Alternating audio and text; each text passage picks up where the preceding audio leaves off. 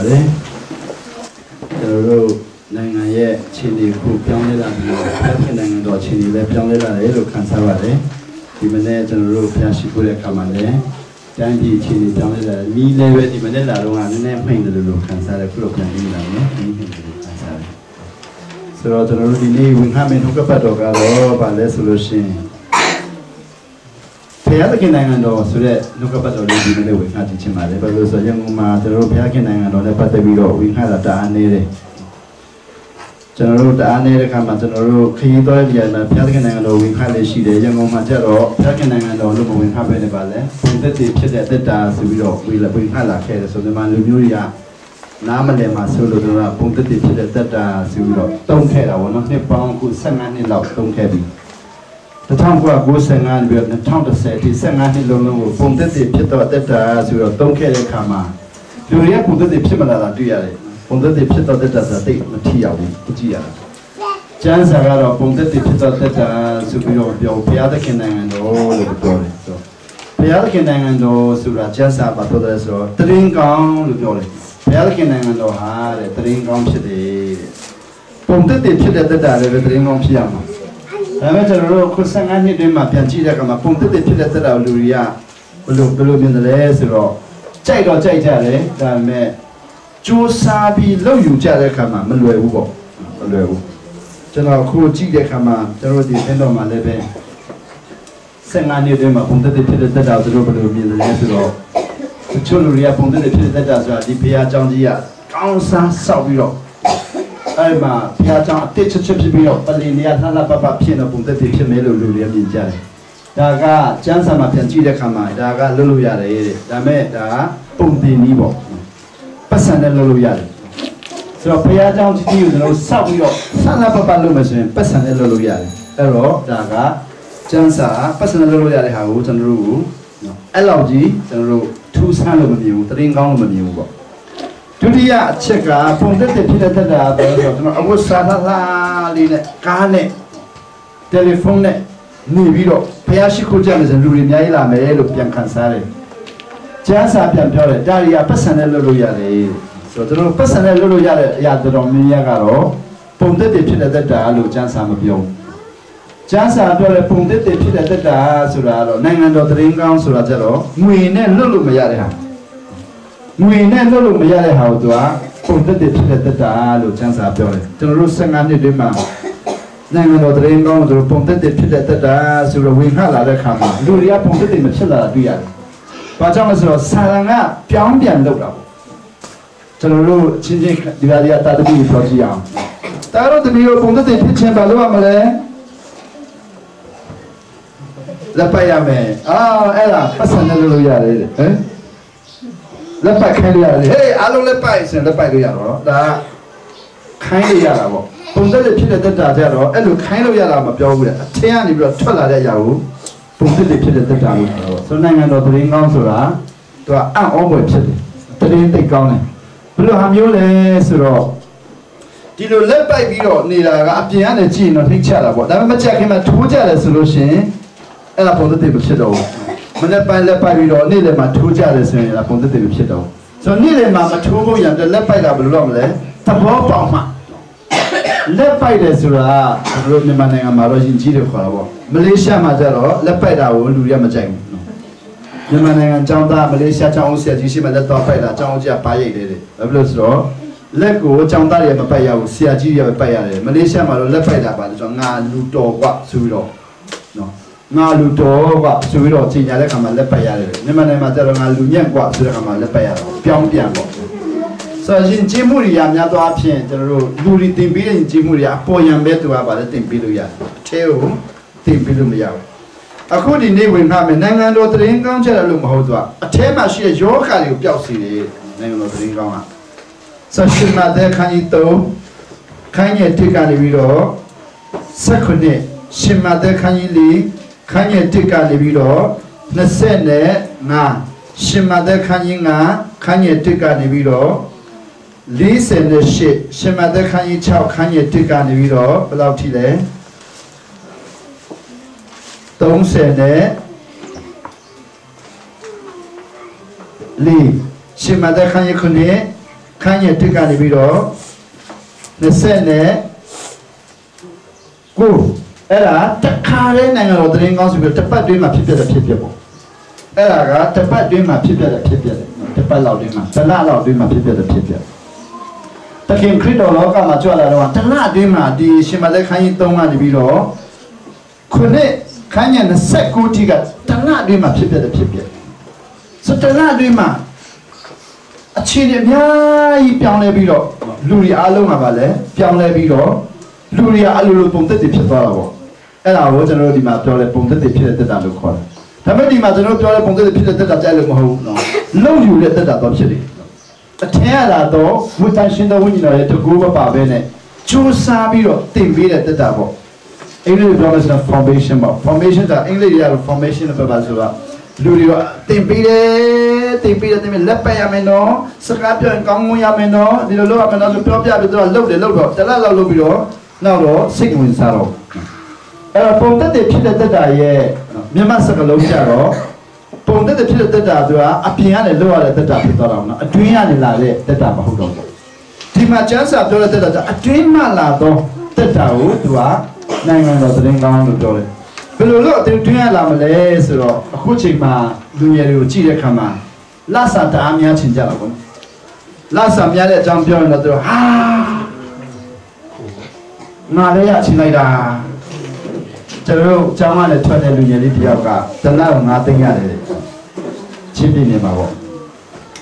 ့တလား9သိန်းရတယ်ဆိုတော့ဟိုကလူကြီးတွေကမကြိုက်လို့သူတို့ပြန်ရှော့ပြီးတယ်ခုတော့ဘယ်လောက်ရော့သွားပြီလဲမသိဘူးတလား9သိန်းရတယ်လို့တရားလူငယ်တွေငါတို့လည်းရချင်လိုက်တာတဲ့လက်ဆာအများကြီးရတာပုံသစ်ဖြစ်တဲ့တက်တာမဟုတ်ဘူးအဲ့ဒီလက်ဆာအများကြီးရတဲ့ဟာကိုပြောချင်တာမဟုတ်ဘူးအဲ့ဒီလက်ဆာအများကြီးရတာကနော်ပေးရတော့ပေးလို့ရတာအခုကျတော့အထက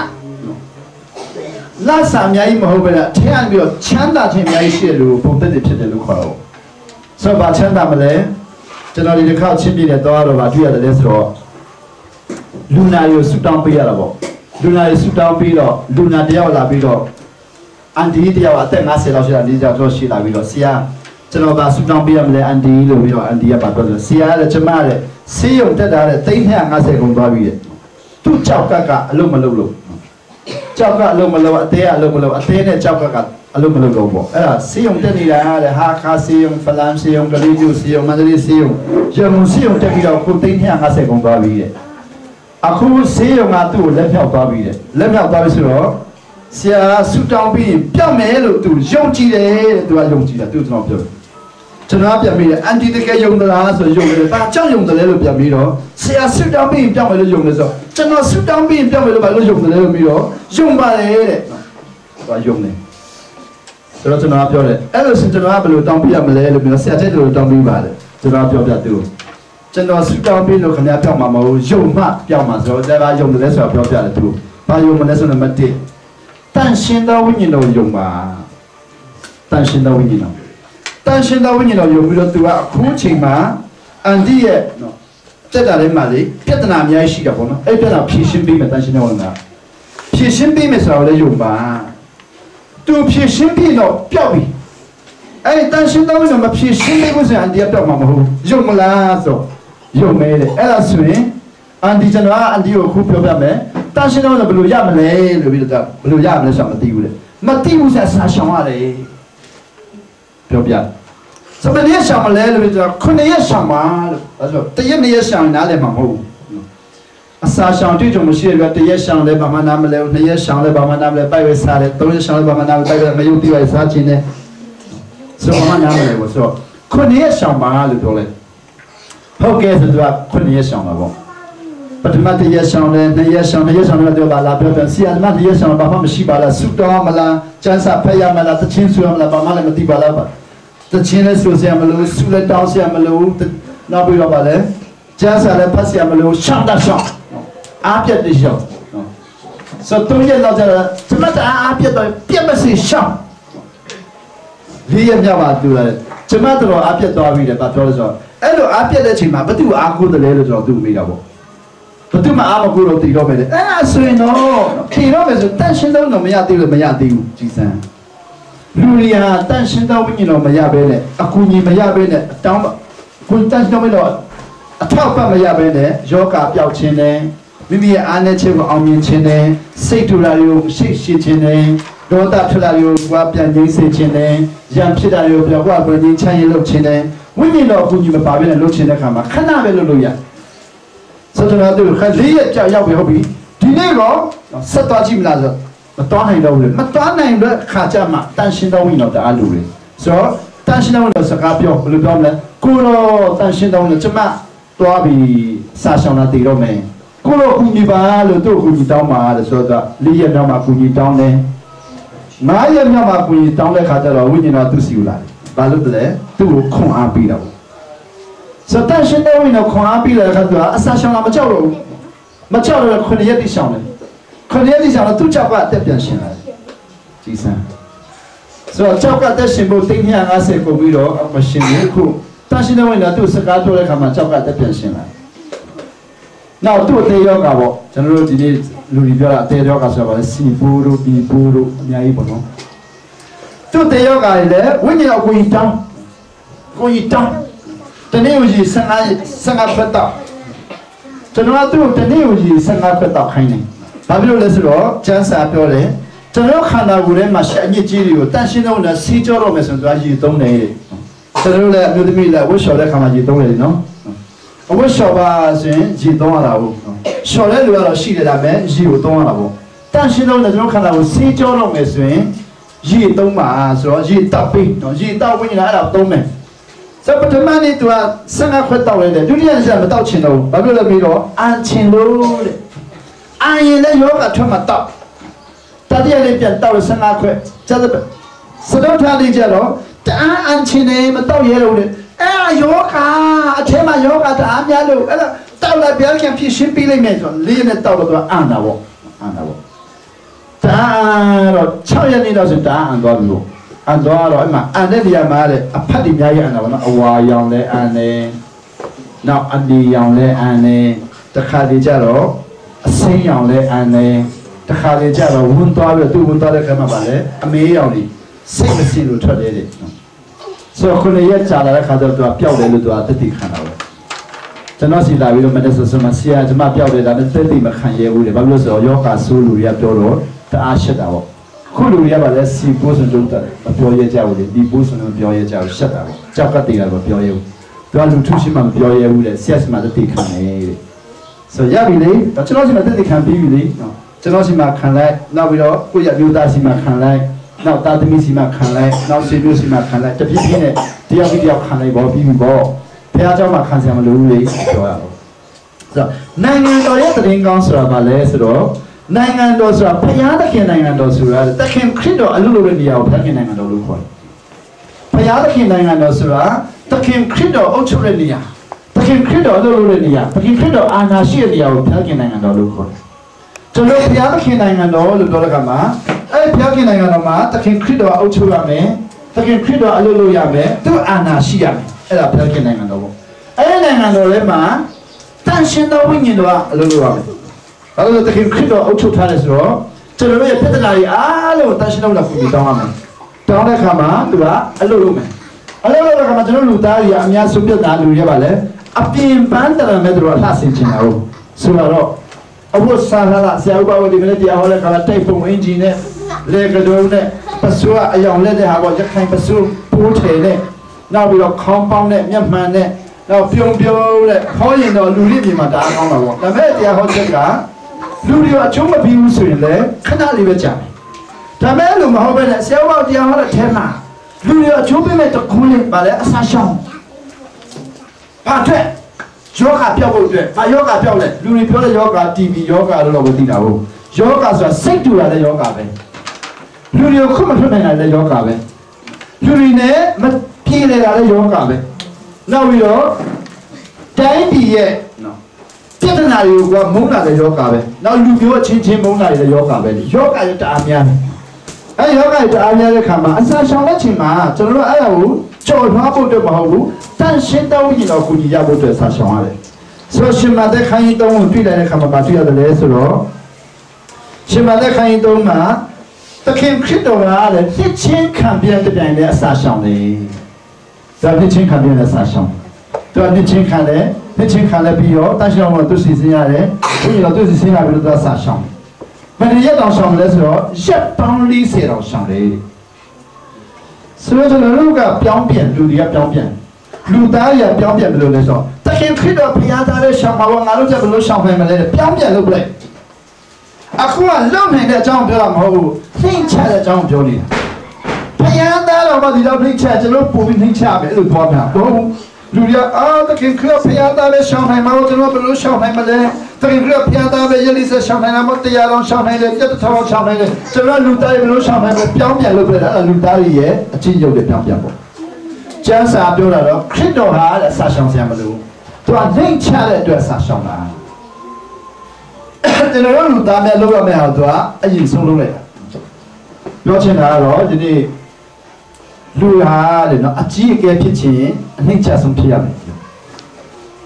လူတွေအုပ်ချုပ်ခြင်းလူတွေအတွက်အရင်ဆုံးနှိမ့်ချပေးရမယ်။parce que ခရစ်တော်လည်းပဲကျွန်တော်လူသားတွေရှောင်ရမယ့်ဟာကိုသူကအရင်ဆုံးပြပေးလိုက်ပြီးတော့ရက်40ရှောင်ပေးလိုက်တာ။သူကဘုရားသားဖြစ်လို့ရှောင်နေတာမဟုတ်ဘူး။သူရှောင်ခြင်းရက်100လည်းရှောင်ရတယ်ရက်1000လည်းရှောင်ရတယ်။သူကရှောင်စရာမလိုဘူး။သူကသမင်းစားစရာမလိုဘူး။ဒါပေမဲ့လူသားကျွန်တော်တို့ကိုချစ်တဲ့အတွက်စာရှောင်ပေးတာ။ဆိုကျွန်တော်ပြောင်းပြန်လို့ရမှာဘယ်လိုလုပ်မလဲဆိုအော်ဖျားသားတော်မှအစာရှောင်ရသေးတာပဲကျွန်တော်တို့စပူရှောင်ရမယ်အဲ့လိုသွားမှာအဲ့ဒါကောင်းကြည့်နိုင်လို့တရင်တော့အခုနကတကယ်ခရဖျားသားပဲရှောင်မှာပေါ့ကျွန်တော်တို့ပဲရှောင်နိုင်မလဲသူကဖျားသားပဲရက်လေးဆက်ရှောင်တယ်ကျွန်တော်ပဲရှောင်တယ်လို့ဆိုတာကောင်းကြည့်နိုင်တဲ့တရင်ကောင်းမဟုတ်ဒါပါလေလူသားတွေရဲ့အကြောင်းပြချက်လူသားတွေကပြောင်းပြန်လုပ်လိုက်တာလုံနိုင်ခြင်းကိုသူကပြောနေတာအခုကျမ်းစာပြောလုံနိုင်ခြင်းမဟုတ်နှိမ့်ချခြင်းကိုသိယူတယ်အဲဒါကြောင့်ဘုရားသခင်နိုင်ငံတော်ဟာနှိမ့်ချခြင်းကိုသိယူတယ်ဒါတို့အားလုံးစာရှောင်မယ်ဆိုရင်ဘာတွေ့မလဲတန်ရှင်းသောဝိညာဉ်တော်ပူညီရမယ်ဆိုတော့ကျွန်တော်လည်းရက်လေးဆက်စာရှောင်ရတယ်ရက်လေးဆက်စာရှောင်တော့ပထမ3ရက်ရှောင်တော့တအားခက်သွားတော့မရှောင်ချင်တော့ဘူးနားမယ်လို့ဆုံးဖြတ်လိုက်တာပေါ့တတိယနေ့မှာနားမယ်ဆိုဆုံးဖြတ်ပြီးတော့ဆူတောင်းလိုက်တဲ့ခါမှာတန်ရှင်တော်နဲ့ကျွန်တော်ကူညီတဲ့ခါကျတော့ဆူတောင်းတာမှားတော့တာပေါ့ဘယ်လိုမှားတယ်လဲဆိုတော့ကိုတော့ကျွန်တော်မရှောင်နိုင်တော့ဘူးနားတော့မယ်လို့ပြောမလို့လူထောက်ပြီးဆူတောင်းလိုက်တဲ့ခါမှာပါဆက်ကကိုတော့ကျွန်တော်မနာတော့ဘူးဆက်ရှောင်မယ်လို့ပြောလိုက်ပြောင်းပြန်ပြောလိုက်တော့အဲ့ဒီအချိန်မှာတော့တအားစိတ်ဆိုးတယ်ဘာလို့ဆိုတော့ကျွန်တော်ပြောချင်တဲ့ဟာကိုမပြောလိုက်ရဘူးပေါ့နော်ဒါပေမဲ့ကျမ်းစာပြောတန်ရှင်တော်နဲ့ကူညီတဲ့ချိန်တဲ့ကဘာမှာဘုရားခင်သုံးပြုသွားတဲ့ဗိဒ္ဓဂရဟံမှာပြောတယ်ဆိုတန်ရှင်တော်ဝိညာဉ်ကူညီလာရင်တဲ့လူတွေရပါလေဘယ်သူမှငါ့ကိုဒုက္ခပေးတယ်လို့ထင်လိုက်လေတဲ့ဝိညာဉ်တော်ကျွန်တော်ကိုဒုက္ခပေးတာမဟုတ်ဘူးတဲ့ကျွန်တော်မလုပ်ရတော့သူကခွင့်ပြုလိုက်တာမလုပ်ရတဲ့နေရာကိုသူကတတ်ပိုးပေးလိုက်တာကျွန်တော်တို့ဆက်မရှောင်ရဘူးဝိညာဉ်တော်နေပြီးတော့တတ်ပိုးပေးလိုက်တာဆက်ရှောင်ရအောင်ဆိုတော့ကျွန်တော်လေးရနေမြောက်မနာတော့ဘူးဆက်ရှောင်ပဲလို့ပြောလိုက်တဲ့အတွက်လေးရမြောက်ဆက်ရှောင်ရတော့ဆက်ရှောင်ရတော့ဘာလို့ဆိုတော့ဘာဖြစ်သွားလဲစိတ်တက်အားကျသွားတယ်ဘာဖြစ်လို့လဲဆိုတော့3ရက်မြောက်မှမခံနိုင်တော့ဘူးပေါ့ဒါပေမဲ့အဲ့ဆက်ရှောင်မယ်ဆိုတဲ့စကားလုံးပြောလိုက်တာဟာမိမိရဲ့အလိုဆန္ဒတိုင်းပြောလိုက်တာမဟုတ်ဘူးနဲ့ပြောမှားမိတယ်လို့ခံစားတာပေါ့တကယ်တော့ဝိညာဉ်တော်ကူညီနေပြီအဲ့တော့ပြောမှားမိတဲ့ခါကိုအတိမပြုတ်ပြီးတော့ဆက်ရှောင်ဖို့ရဆုံးဖြတ်တဲ့ခါမှာခန္ဓာဝစိတ်ဝင်စားတော့ဒါမှညတကောင်ကြောင့်ဘုရားကကျွန်တော်စကားပြောတယ်။ဘာစကားပြောလဲ။သူကကူညီမယ်တဲ့။ဆိုတော့၄ရက်မြောက်အစပြီးတော့ဘုရားခင်ကူညီတဲ့အခါမှာတန်ရှင်းတော်ကကူညီရတဲ့အခါမှာလို့ရက်40တော့ခွင့်ရတော့။အဲ့ဒါခုနပြောတဲ့ဟာနိုင်ငံတော်တရင်ကောင်းဆိုတာတဲ့မိမိတို့မလုံနိုင်တဲ့ຢာတွေကိုတန်ရှင်းတော်ဝိညာဉ်တော်ကူညီကြောင်းတွားခွင့်ရတဲ့ဟာကိုနိုင်ငံတော်တရင်ကောင်းလို့ခေါ်တယ်။ဆိုတော့ရှင်မသက်ခိုင်းလေးမှာပြောတယ်တခင်ခရစ်တော်ရက်40တော့တဲ့အခါမှာဘာခြုံရလဲနံပါတ်1ဆရာသူနောက်ဆက်ဘယ်လိုနောက်ဆက်တယ်လဲဆရာသူပိုက်စားတလားလို့ပြီးတခင်ခရစ်တော်ဆရာဘောပြောတဲ့ခါကျတော့ပိုက်စားရင်လေကြောက်ခဲကိုမုံလို့ပြီးစားပါလားဘုရားသခင်သားသခင်ခရစ်တော်ကြောက်ခဲကိုမုံလို့လို့ရတယ်ဒါပေမဲ့ဆရာကပြောခိုင်းလိုက်တာပေါ့စားပါလားတဲ့တခင်ခရစ်တော်ပြောတယ်ဝိညာဉ်တော်ကူညီတောင်းပြီးတော့မစားဘူးသမင်းစားမှတွားနိုင်တာမို့တန်ရှင်သောဝိညာဉ်တော်နဲ့တွားမယ်ဆုံးဖြစ်လိုက်ဖယားသခင်ရဲ့နှုတ်ကပတ်တော်နဲ့တွားမယ်ဆိုတော့ဆာလာရှုံးတော့တော့ကျွန်တော်တို့သူတစ်ဖြင့်စာရှောင်တဲ့ချိန်မှာစုံစမ်းနောက်ဆက်နေပါလို့အစားတော့စုံစမ်းနောက်ဆက်ကြုံရတာပေါ့ ရက်လေးဆက်စားရှောင်းတဲ့ခါကျစားတော့စုံစမ်းနောက်ဆက်ချင်းတော့မယုတ်တိတအားစားခြင်းနဲ့အချင်းတအားစားခြင်းနဲ့တံမြာတိတအားစားခြင်းနဲ့လက်ဖေးတအားတောက်ခြင်းနဲ့တကြတအားတောက်ခြင်းနဲ့နောက်ပြီးတော့ဂျင်းနေကြတအားတောက်ခြင်းနဲ့နောက်ပြီးတော့ဆိုင်မှာသွားပြီးတော့စားခြင်းနဲ့နောက်ပြီးတော့ချင်းပြုတ်လဲစားခြင်းနဲ့နောက်ပြီးတော့ချင်းပြုတ်စက်တိုင်းလဲစားခြင်းဆန်ပြုတ်လဲစားခြင်းအဲ့ဒီအလုံးမှာစုံစမ်းနောက်ဆက်ခြင်းအဲ့ဒါခရစ်တော်ဘာလို့ကျွန်တော်တင်ပေးတယ်လဲဆိုတော့ကျွန်တော်စာရှောင်းတဲ့မှာဒီလိုမျိုးကြုံလိုက်မယ်ကြုံတဲ့မှာအလိုလိုက်လိုက်တက်တာမကြီးထားတော့ဘူးအဲ့ဒါနောက်ဆက်တွဲပါလေဘဝမှာလည်းပဲအဲ့လိုစုံစမ်းနောက်ဆက်ခြင်းကြုံမယ်အစားတော့စုံစမ်းနောက်ဆက်ခြင်းအဲ့ဒါအစားတော့စုံစမ်းနောက်ဆက်ခြင်းမထိမ့်သိမ့်နိုင်ဘူးဆိုရင်ဘယ်နေရာမှာဆိုမိမိဘဝကပါလေအဟန့်တားကြုံလိုက်မယ်အဲ့ဒါကိုတော့ပြောပြနေ